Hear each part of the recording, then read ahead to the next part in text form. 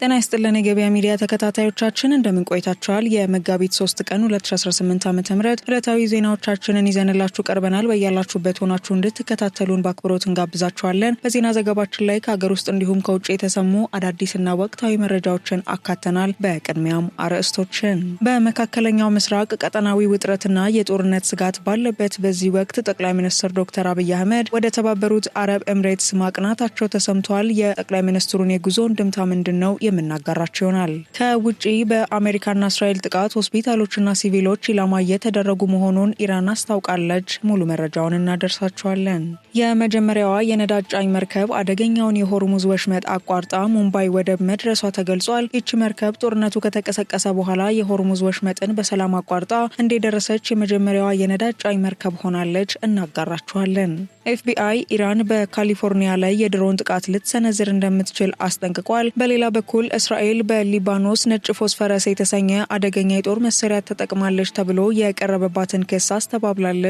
የምናደርሳችሁ ይሆናል። የተወደዳችሁና የተከበራችሁ ተከታታዮቻችን በያላችሁበት ሆናችሁ ዜናዎቻችን እንድትከታተሉ እንጋብዛችኋለን። በዝርዝር ወደምንመለከታቸው እናልፋለን።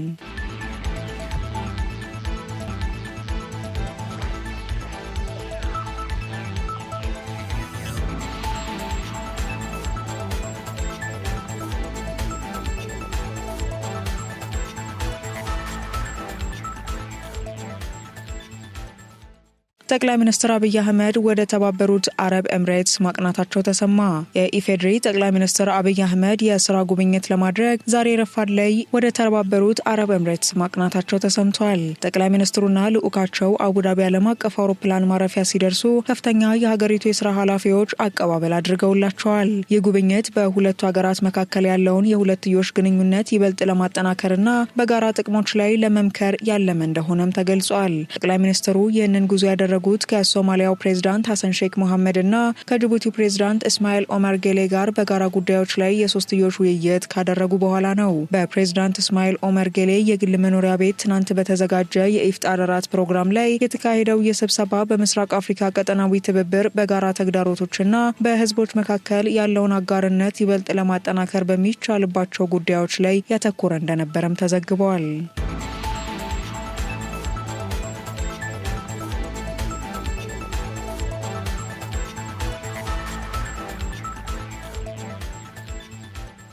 በቀጣይ 10 ቀናት ከባድ ዝናብ ለሚኖርባቸው አካባቢዎች ማሳሰቢያ ተሰጠ።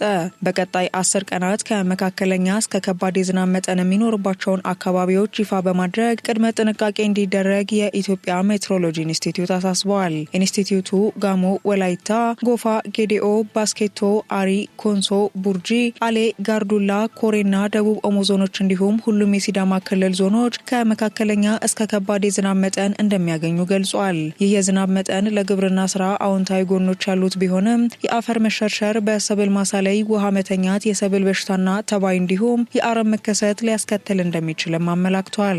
በመሆኑም አርሶ አደሮችና የሚመለከታቸው አካላት የአፈርና ውሃ ጥበቃ ስራዎችን እንዲያከናውኑ፣ የሰብል በሽታና አረም እንዳይስፋፋ መከላከል ላይ እንዲተጉና ማሳዎችን በቅርበት እንዲከታተሉ ምክረ ሀሳብ ሰጥቷል።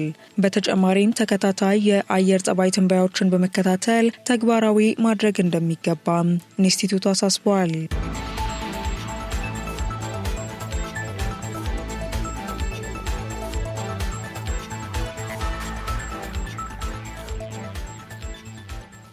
ከውጪ በአሜሪካና እስራኤል ጥቃቶች ሆስፒታሎችና ሲቪሎች ኢላማ እየተደረጉ መሆኑን ኢራን አስታወቀች። የአሜሪካና የእስራኤል ጥምር ጦር በኢራን ላይ እየፈጸመ ያለው የአየር ጥቃት የሲቪል መሰረተ ልማቶችን፣ መኖሪያ ቤቶችንና የጤና ተቋማትን ኢላማ ማድረጉን የኢራን ጤና ሚኒስቴር አስታውቋል። የኢራን ምክትል ጤና ሚኒስትር አሊ ጃፋሪያን ጥቃቱ ከተጀመረ ወዲህ ቢያንስ 1395 ሰዎች መገደላቸውን አረጋግጠው አሁንም ድረስ በርካታ ሰዎች በፈራረሱ ህንፃዎች ስር እንደሚገኙና ከተገደሉት ውስጥ አብዛኛዎቹ ሲቪሎች መሆናቸውን ገልጸዋል። እንደ ምክትል ሚኒስትሩ ገለጻ ጥቃቱ በኢራን የጤና አገልግሎት ላይ ከፍተኛ ቀውስ የፈጠረ ሲሆን እስካሁን 31 ዋና ዋና ሆስፒታሎችና ክሊኒካዊ ተቋማት ጉዳት ደርሶባቸዋል። በተጨማሪም ከነዚህ ውስጥ 12 ሆስፒታሎች ሙሉ በሙሉ አገልግሎት መስጠት እንዳቆሙ ገልጸው ባለፉት 4 ቀናት ብቻ 149 ጤና ጣቢያዎች ጥቃት ደርሶባቸዋል ብለዋል። የሕክምና ቡድኖች ቁጥራቸው በከፍተኛ ሁኔታ እየጨመረ የመጣውን ተጎጂዎች ለማከም ርብርብ እያደረጉ ቢሆንም ቢሆንም የጤና ባለሙያዎች ራሳቸውን የጥቃቱ ሰለባ የሆኑ ነው ያሉት አሊ ጃፋሪያን ባለፉት 4 ቀናት ውስጥ ብቻ 2 የጤና አጠባበቅ ሰራተኞች መገደላቸውን በሐዘን ገልጸዋል። ጥቃቱ ወታደራዊ ኢላማዎችን ብቻ ሳይሆን የከተማ መኖሪያ ሰፈሮችንና የህዝብ አገልግሎት መስጫዎችን ማውደሙን የገለጹ ሲሆን ይህም የሟቾችን ቁጥር ከፍ እንዳደረገው አመላክተዋል። በስፍራው የተገደሉ በርካታ ተጎጂዎች አሉ፣ ምክንያቱም ቦምቦች ያረፉት የሲቪል መሰረተ ልማቶች ላይ ነው ሲሉ ለዓለም አቀፉ ማህበረሰብ አስረድተዋል።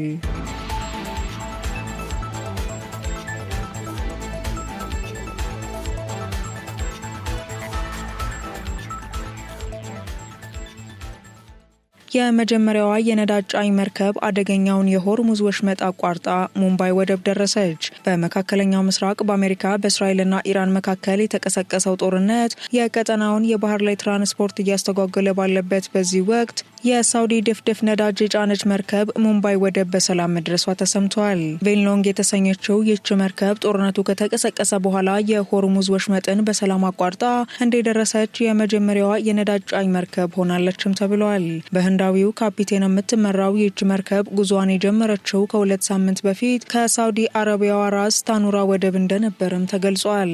መርከቧ እጅግ ጥብቅ ጥበቃ የሚደረግበትንና በውጥረት ውስጥ ያለውን የሆርሙዝ ወሽመጥ በምታቋርጥበት ወቅት የራዳር መከታተያ ዘዴዎቿን በማጥፋት ወይም በጨለማ በመጓዝ ጥቃት እንዳይሰነዘርባት ጥንቃቄ ማድረጓን ሂንዱስተን ታይምስ አስነብቧል። ይህም ኢራን በወሽመጡ በሚያልፍ መርከቦች ላይ የምታደርገውን ጥብቅ ቁጥጥርና ጥቃት ለማለፍ የተጠቀመችበት ስልት መሆኑ ተጠቁሟል። የስኬታማ ጉዞ የተከናወነው የህንድ የውጭ ጉዳይ ሚኒስትር ኤስ ጃይሻንካር ከኢራን ባለስልጣናት ጋር ባደረጉት የዲፕሎማሲያዊ ውይይት የህንድ መርከቦች በወሽመጡ በኩል በሰላም እንዲያልፉ ስምምነት ላይ ከተደረሰ በኋላ ነው ተብሏል። የሙምባይ ወደብ ባለስልጣናት እንደገለጹት ከሆነ ደግሞ መርከቧ በአሁኑ ወቅት ጃዋሃር ድዊፕ በተባለው ማረፊያ የጫነችውን ነዳጅ እያራገፈች ትገኛለች ብለዋል።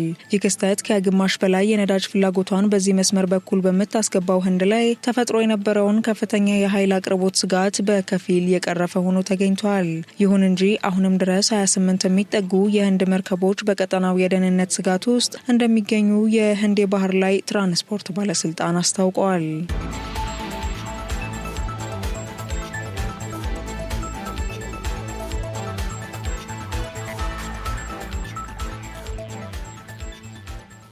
እስራኤል በሊባኖስ ነጭ ፎስፈረስ ስለመጠቀሟ የቀረበባትን ጥያቄ አስተባበለች። በተባበሩት መንግስታት ድርጅት የእስራኤል አምባሳደር ዳኒ ዳኖን ሀገራቸው በደቡብ ሊባኖስ በሚገኙ የመኖሪያ መንደሮች ላይ ነጭ ፎስፈረስ የተሰኘ አደገኛ የጦር መሳሪያ ተጠቅማለች ተብሎ የቀረበባት ክስ በቀጥታ ምላሽ ከመስጠት ተቆጥበዋል። አምባሳደሩ በኒውዮርክ የተባበሩት መንግስታት ድርጅት ዋና መስሪያ ቤት በሰጡት ጋዜጣዊ መግለጫ እስራኤል ሲቪሎችን ላለመጉዳት ከፍተኛ ጥንቃቄ እንደምታደርግና ጥቃቷን በቴክኖሎጂ የተደገፈ መሆኑን ገልጸው ስለ ነጭ ፎስፈረስ አጠቃቀም ተጠይቀው ስለ ጉዳዩ የማውቀው ነገር የለም ሲሉ ምላሽ ሰጥተዋል። የእስራኤል ጦር መጋቢት 3 ቀን 2026 በደቡብ ሊባኖስ ዮህሞር በተባለች ከተማ ውስጥ በመኖሪያ ቤቶች ላይ ነጭ ፎስፈረስ መጠቀሙን ዓለም አቀፉ የሰብአዊ መብት ተሟጋች ድርጅት መግለጹ ይታወሳል።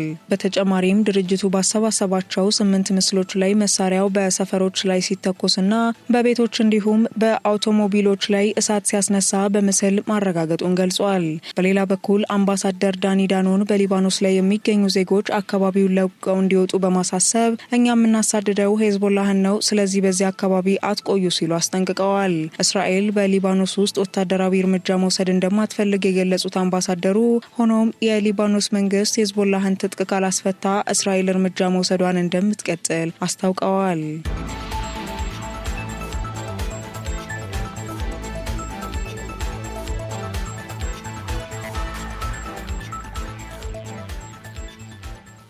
ኤፍቢአይ ኢራን በካሊፎርኒያ ላይ የድሮን ጥቃት ልትሰነዝር እንደምትችል አስጠነቀቀ። አሜሪካ በኢራን ላይ ለምትሰነዝረው ማንኛውም ጥቃት ቴህራን ያጸፋ እርምጃ ለመውሰድ በካሊፎርኒያ ግዛት ውስጥ ድንገተኛ የድሮን ጥቃቶችን ልትፈጽም እንደምትችል የፌዴራል ምርመራ ቢሮ ለሕግ አስከባሪ አካላት ባስተላለፈው የደህንነት ማስጠንቀቂያ ገልጿል። ሮይተርስ ተመልክቼዋለሁ ያለው ይኸው ሚስጥራዊ የደህንነት ማስጠንቀቂያ ይፋ የሆነው የአሜሪካና እስራኤል ጥምር ጦር በኢራን ላይ የጀመሩት መጠነ ሰፊ ጥቃት 12ኛ ቀኑን በያዘበት ወቅት ነው። ማስጠንቀቂያው ኢራን ከባህር ላይ በሚነሳው ሰው አልባ አውሮፕላኖች በመጠቀም በካሊፎርኒያ ውስጥ የሚገኙ ኢላማዎችን ልትመታ እንደምትችልም አመልክቷል። ማስጠንቀቂያው የወጣው በሎስ አንጀለስ የጋራ ቀጠናዊ የደህንነት ማዕከል በኩል ሲሆን የተዘጋጀውም ግጭቱ በይፋ ከመጀመሩ በፊት እንደነበረ ሰነዱ ያሳያል። ኢራን ገና በየካቲት ወር መጀመሪያ ላይ የአሜሪካ ጥቃት የምትሰነዝር ከሆነ በካሊፎርኒያ ላይ የአጸፋ እርምጃ ለመውሰድ ፍላጎት ነበራት የተባለ ሲሆን ይሁን እንጂ ማስጠንቀቂያው ስለ ጥቃቱ ትክክለኛ ጊዜ፣ ቦታ ወይም ፈጻሚዎች የተረጋገጠ መረጃ እንደሌለ ገልጿል። በሌላ በኩል የካሊፎርኒያ ገዢ ጋቪን ኒውሰም በግዛቲቱ ላይ የተደቀነ ምንም አይነት አስቸኳይ ስጋት ስለመኖሩ መረጃ እንደሌላቸው ተናግረዋል። ይሁን እንጂ ግዛቲቱ ከፌዴራል ተቋማት ጋር በመቀናጀት ከፍተኛ የጥንቃቄ እርምጃ እየወሰደች መሆኑንና የጸጥታ ሁኔታውን በቅርበት እየተከታተለች እንደሆነ ገልጸዋል።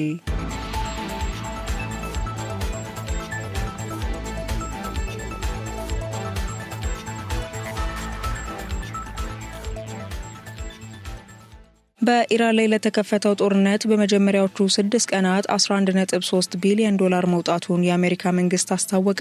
ፕሬዚዳንት ዶናልድ ትራምፕ በኢራን ላይ የተከፈተው ጦርነት በመጀመሪያዎቹ 6 ቀናት ብቻ ለአሜሪካ ቢያንስ 11.3 ቢሊዮን ዶላር ወጪ መጠየቁን ለህግ መውጫ ምክር ቤት አባላት በዝግ በር በሰጡት ገለጻ አስታውቀዋል።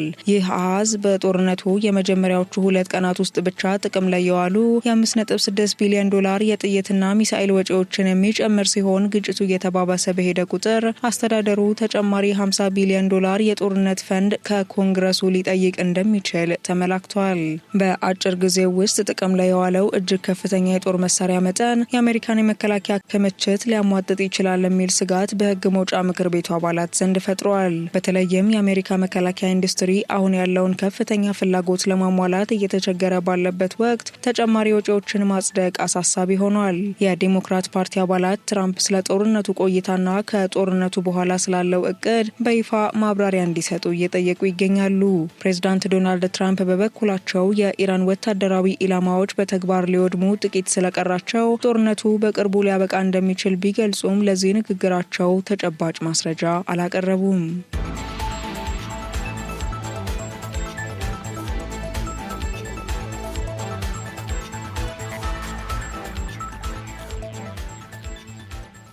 የተከበራችሁና የተወደዳችሁ የገበያ ሚዲያ ተከታታዮቻችን ከዕለቱ ዜና ዘገባዎቻችን ጋር አብራችሁን ስለቆያችሁ እናመሰግናለን። ገበያ ሚዲያን በመወዳጀት ቀሪ መረጃዎቻችንንም እንድትከታተሉ ጋበዝናችሁ። ሰናይ ጊዜ ይሁንላችሁ።